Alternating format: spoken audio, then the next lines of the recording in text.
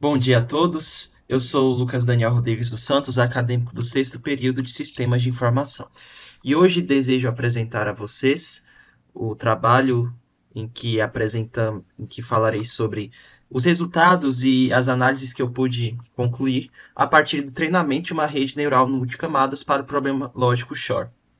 Eu sou o Lucas Daniel, o professor dessa disciplina é Marco Antônio, e eu sou estudante de sexto período de Sistemas de Informação da Unitins. Então vamos iniciar aqui falando sobre o problema lógico Shor. O problema lógico Shor, ou exclusivo, é um problema da lógica booleana, né?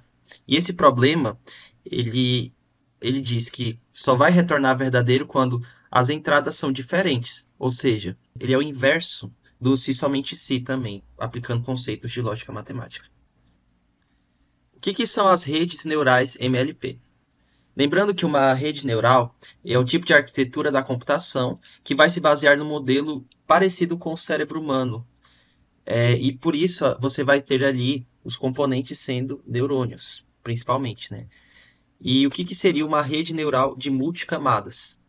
Seria uma rede neural com ao menos um neurônio na camada oculta, a modo de processar a melhor informação, né? De processar a informação de forma mais precisa.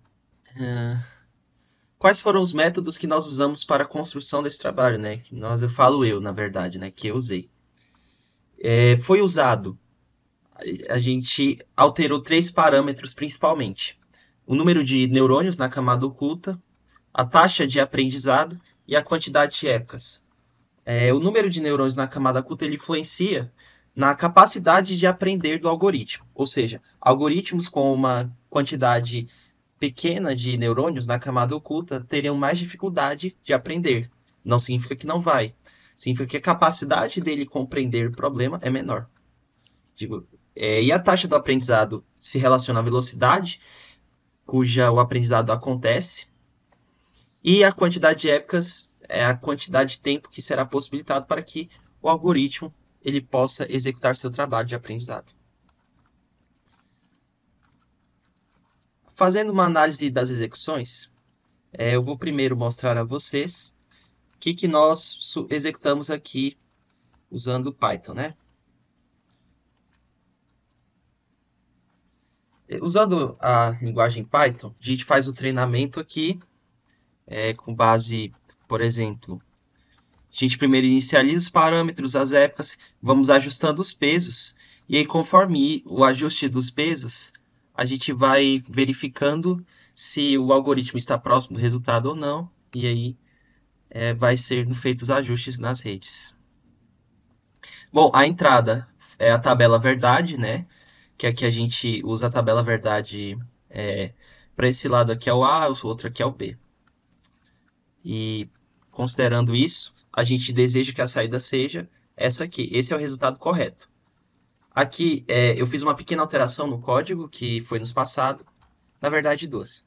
A primeira alteração foi para que o resultado fosse mostrado a cada 500 épocas, né? E a segunda alteração é que a gente pudesse definir os parâmetros por meio dessa lista aqui.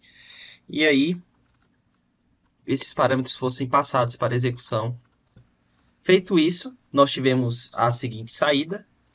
A gente teve a saída da execução 1, a saída da execução 2, da execução 3, 4 e da execução 5, enfim. Nós vamos analisar isso com gráficos que foram construídos, né, para a execução e para a validação do conhecimento. E o que nós podemos inferir? Nós podemos inferir que na execução 1 nós tivemos 2 neurônios, 1000 épocas, taxa de aprendizado 0.1. Os resultados foram 1, 1, 1 e 1, ou seja, os resultados foram incorretos. E aí, com base no que a gente analisou, no que foi analisado ali, né, por mim, podemos concluir que a rede não conseguiu aprender, não teve o aprendizado esperado, ou seja, o aprendizado que ela teve ali não foi suficiente para, de fato, eu poder resolver o problema. Ou seja, não deu certo o treinamento. Como são poucos neurônios e poucas épocas, ou seja, é um número muito baixo para resolver esse problema, a saída saiu incorreta para todas as soluções que foram que foram... O erro aqui estava em 0, estava 2. Resultado aqui, na verdade, 271 e aqui 251 no final, né? Agora estamos passando aqui para a execução 2, que alteramos. Aumentamos o número de neurônios, diminuímos um pouco o aprendizado e as épocas. Aumentamos também. O que a gente pode concluir? Como o aprendizado estava muito baixo, que eu fiz essa redução de propósito para poder inferir, acaba que o resultado ele se tornou extremamente impreciso também, né? Ele ficou errado praticamente quase todo, só acertou. Ou seja, a taxa de aprendizado muito baixa complicou a situação do algoritmo. Ou seja, ele não evoluiu, não cresceu, devido ao tanto de limitações que ele tinha para aprender. A velocidade do aprendizado estava muito lenta. Na execução 3, a gente teve o melhor resultado de todos, né? A gente pode analisar pelo gráfico que a taxa de erro caiu muito bem. Depois de cerca de 2.500 gerações, a taxa de erro já estava bem baixa. E ela foi só aprimorando, aprimorando, aprimorando, até chegar muito próximo de zero. Chegar a 4 casas após a vírgula, né? Isso é excelente. E aí nós usamos 6 neurônios, o taxa de aprendizado 0,5 e 10.000 épocas. A gente teve o melhor resultado, como eu falei. A rede aprendeu completamente a executar. E a combinação de muitos neurônios, taxa alta e muitas épocas permitiu uma rápida convergência. Apesar do custo ele ser mais alto, a gente consegue resolver o problema de uma forma muito eficiente. Já que na execução 4, a gente usou 4 neurônios, né? O meu algoritmo usou 4 neurônios, a taxa de aprendizado 0,1 e por cerca de 10.000 épocas também. O que aconteceu aqui foi um aprendizado um pouco mais lento, porque a taxa de aprendizado estava bem baixa, né? Foi 1/5 da capacidade do anterior. E o que aconteceu? A rede ela começou a aprender mesmo, mas ali para o final, ou seja, logo depois de 6.000 gerações que ela começou a aprender de fato a como executar. E aí ela convergiu para a taxa de erro 0,02 bem já nos finalmente, né? Mas o resultado saiu certo, né? A gente teve 0, 1, 1 e 0. Por fim, eu executei. E o que acontece? A rede quase aprendeu a fazer certo. Ela quase, porque a taxa de aprendizado estava alta. Mas como o código reduziu muitos neurônios, acaba que o resultado não saiu como a gente esperava. Ou seja, o aprendizado foi quase completo, mas errou o último, né? E isso deve ser pelo fato de poucos neurônios terem sido usados nesse processamento. Então a gente tem aqui, de conclusão, bem resumidamente.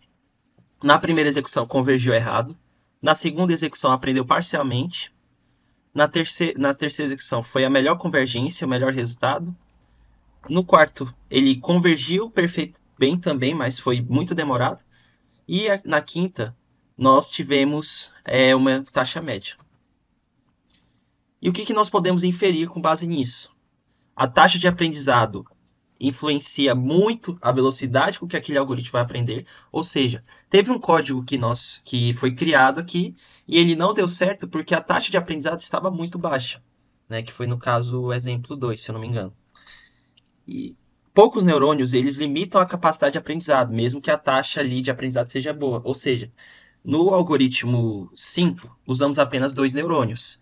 E aí, mesmo que a taxa lá fosse 0,5, uma taxa boa, e as gerações também ajudassem, acaba que a capacidade foi limitada e ele não conseguiu aprender o último. Você combinar sempre o melhor dos 3 mundos, uma taxa de desempenho ajustada, uma taxa de aprendizagem ajustada, a quantidade de gerações suficientes e a quantidade de neurônios para lidar com a demanda, você vai obter bons resultados.